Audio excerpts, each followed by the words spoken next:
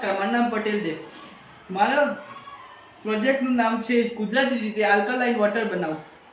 આજના યુગમાં આપણે જાણીએ છીએ કે મનુષ્યના શરીરના સ્વાસ્થ્ય ઉપર શ્વાસના પ્રમાણમાં દિવસે ને દિવસે ઘટાડો જોવા મળે છે. આનું કારણ છે રાસાયણિક પદાર્થનો ખોરાકમાં ઉપયોગ થાય છે, જેના કારણે આપણા શરીરમાં નકામા પદાર્થો જમા થાય છે અને આપણા શરીરને અમુક પ્રમાણમાં મિનરલ્સની જરૂર પડે છે.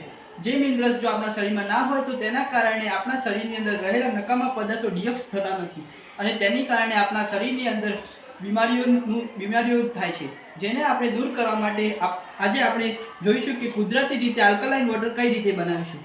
સૌપ્રથમ એક બીકર લેવું, તેની અંદર શુદ્ધ પાણી નાખવું, ત્યારબાદ તેની અંદર ગાજરનો ટુકડો, ધાણાના પાન, ફુદીનાના પાન,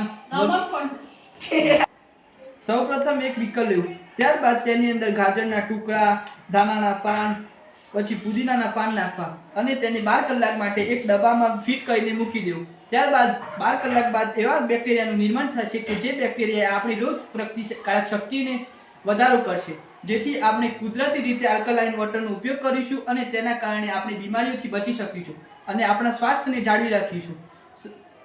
જેથી કરીને આપણે જે મશીનરીનો ઉપયોગ કરીએ છીએ મિનરલ્સ વોટર માટે, તેનો ઉપયોગ આપણે ટાળીશું અને તેના કારણે કુદરતી રીતે આપણે મિનરલ્સનો ઉપયોગ કરીશું, જેનાથી આપણા ઘરે કોઈ પણ ખર્ચો થશે નહીં અને આપણે જાતે તેને બનાવી શકીશું.